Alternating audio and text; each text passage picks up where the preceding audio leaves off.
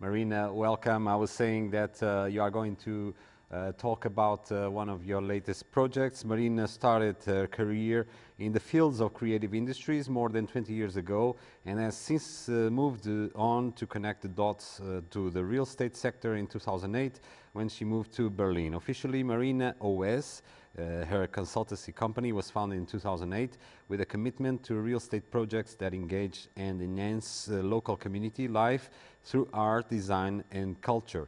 So welcome us, but the most important is that it connects we didn't prepare it connecting with the presentation with Carlos Moreno, but actually it makes sense that you are going to talk exactly about something that involves, engages the public investment and the city, and I believe is something interesting that we are all curious to know about it. Welcome and thank you. Hi, Vitor. Thank you so much for having me again. I was in 2017. Actually, it's a perfect handover from Carlos. I thought the talk was very interesting, and indeed, what I'm going to share with you, or what I would like to share today, kind of connects to that and leads, let's say, to a more practical execution on the subject. I would like to share with you just a few slides, maybe just to give a little bit of an introduction about the company. Indeed, about, let's say, over 20 years in the fields of creative industries. Until about 12 years ago, I found my way into real estate and realized that connecting the dots between two industries that are quite different is interesting. One part of my methodology, I call it the Ostrowski method for real estate development, is if we look at let's say, at city development from a perspective of real estate, what importance it plays.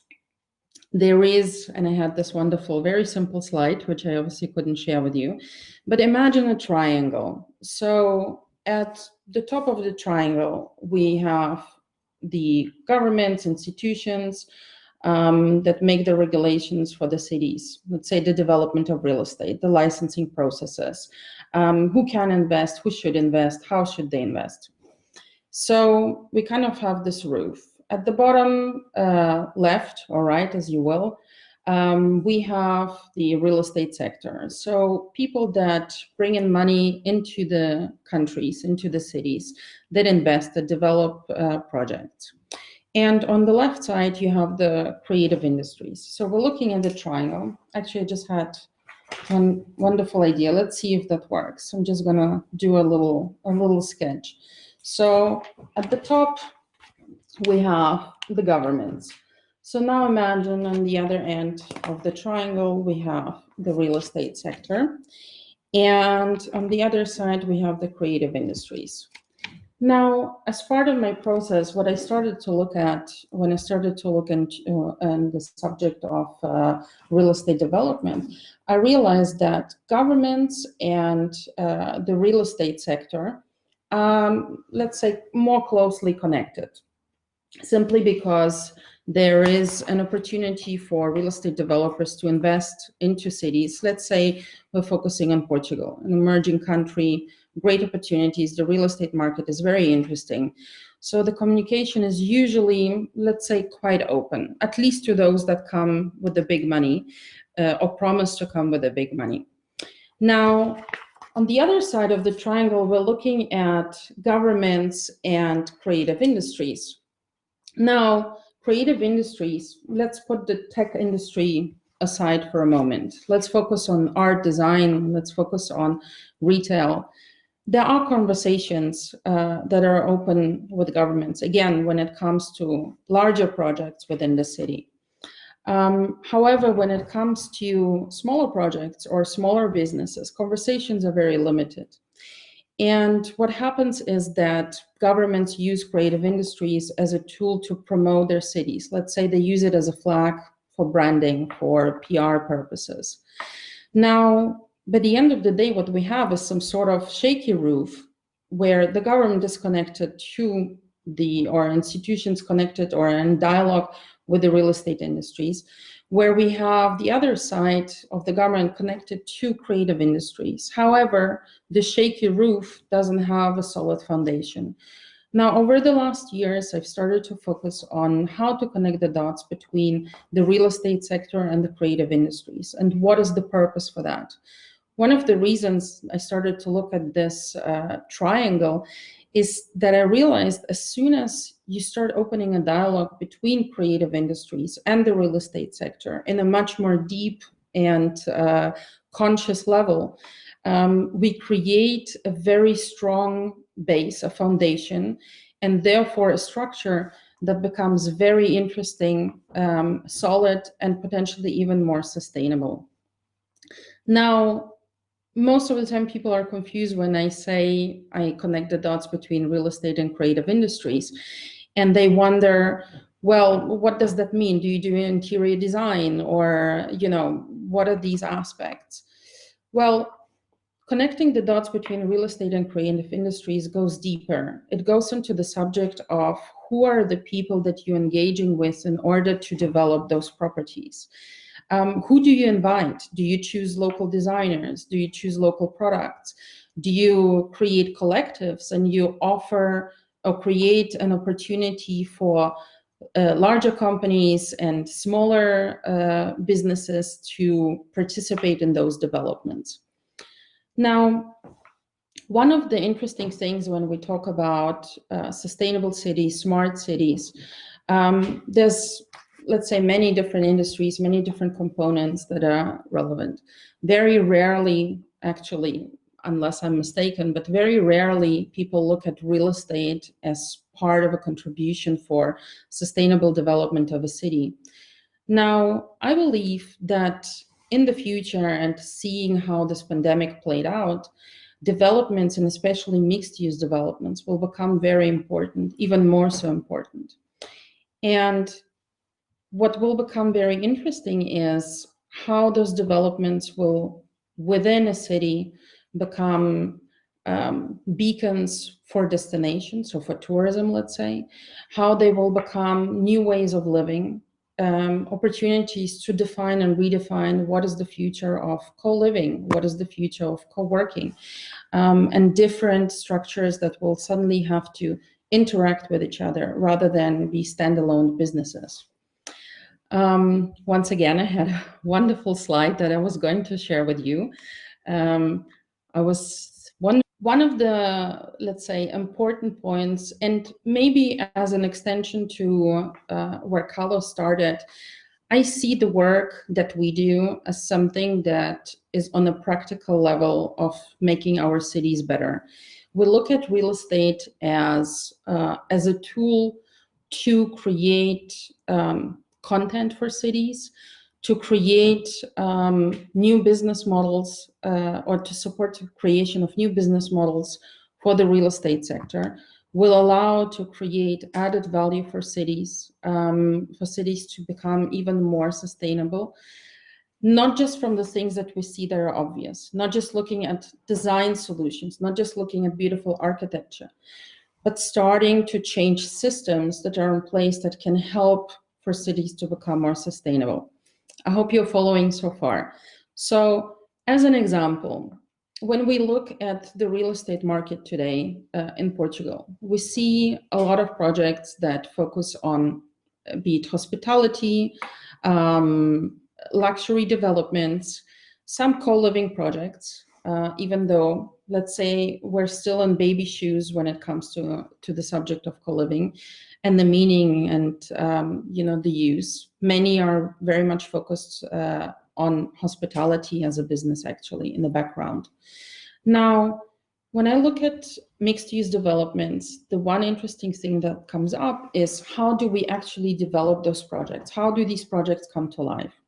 We understand that there are rules and regulations in place where the government, different municipalities, different area zoning, urban planning commissions, we are often restricted because there's an overall picture that cities are trying to paint, or rules to follow, let's say. Now, this creates restrictions for the development of real estate projects. Now, we are, we're forced to obey to certain rules and regulations, and that restricts innovation.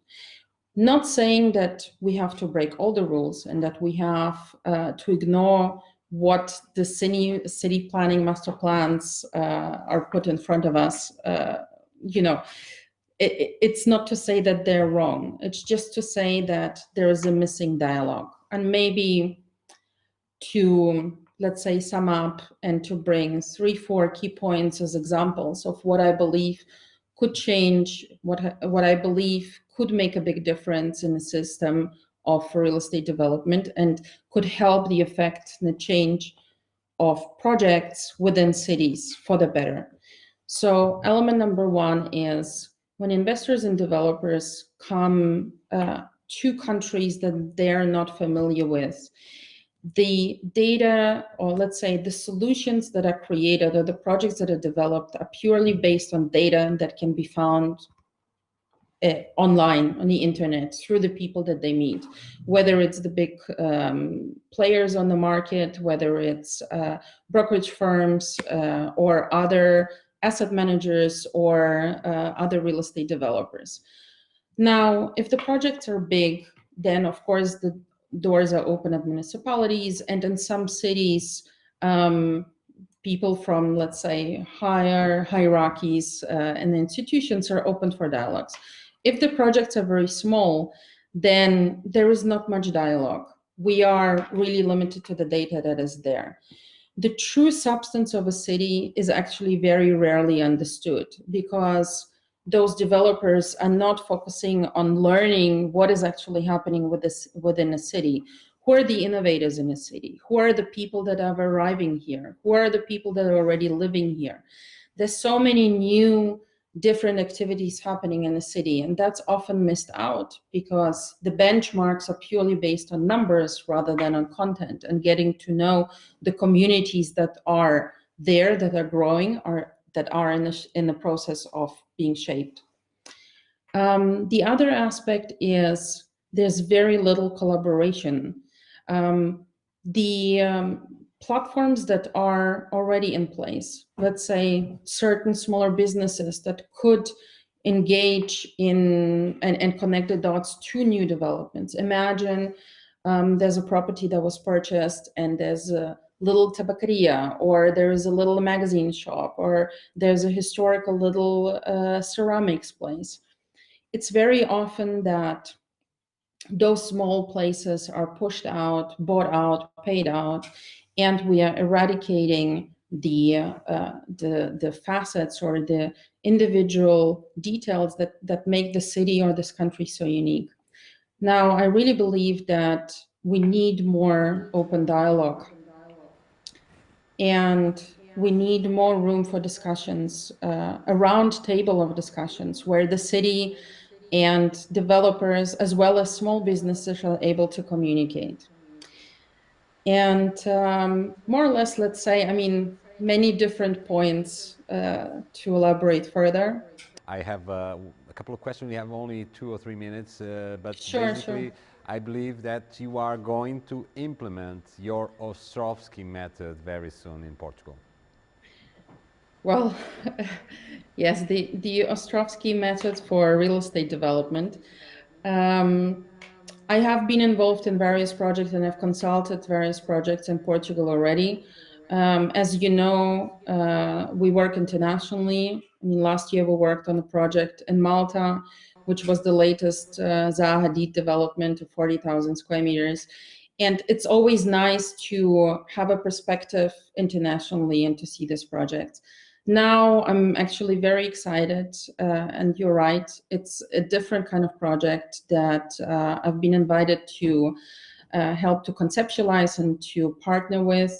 It's going to be the rehabilitation of the Porto Fábrica Vilar, which is an old bicycle factory, in partnership with and for French private investors, Ribemont Partners.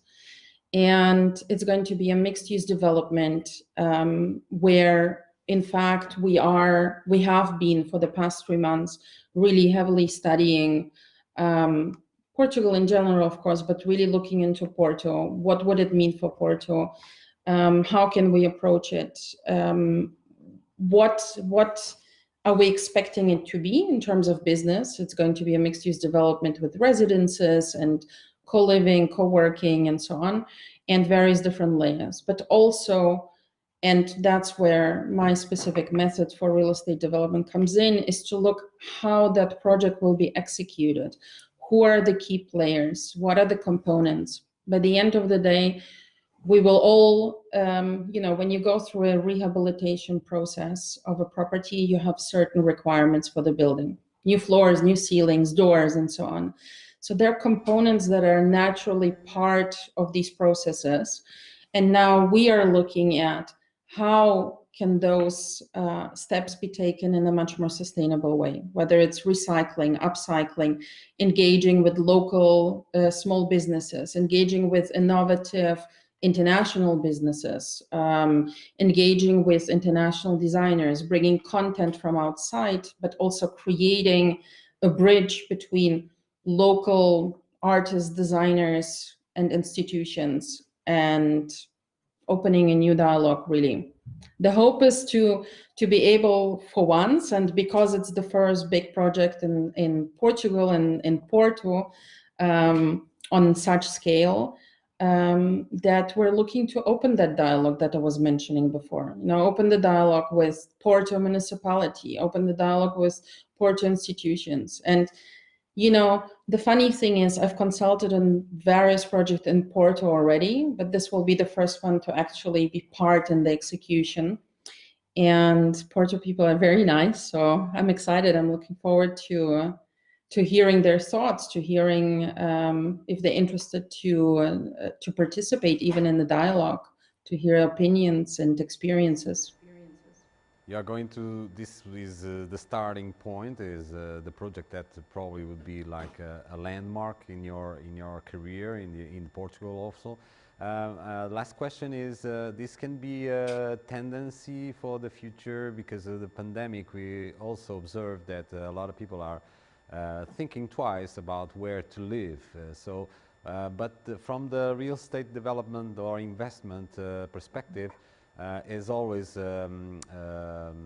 people tend to look at the big cities and the big markets, and already the cities more that give more guarantees for sustainable economy. So do you think some difference in the future, like expanding your Ostrowski method and all your knowledge and your process, successful living to other cities, other places in Portugal or around the world, smaller cities, for example? For sure. I mean, one thing has been very interesting. In the past, we all looked to London, to Paris, to Berlin, New York.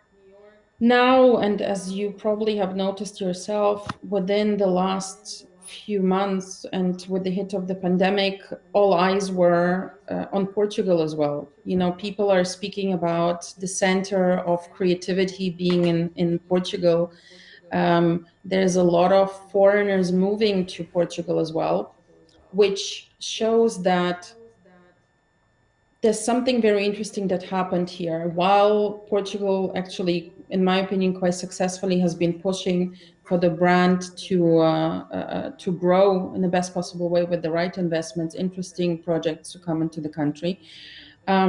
We also realize that it's not just for the investments and the businesses that people are choosing to move.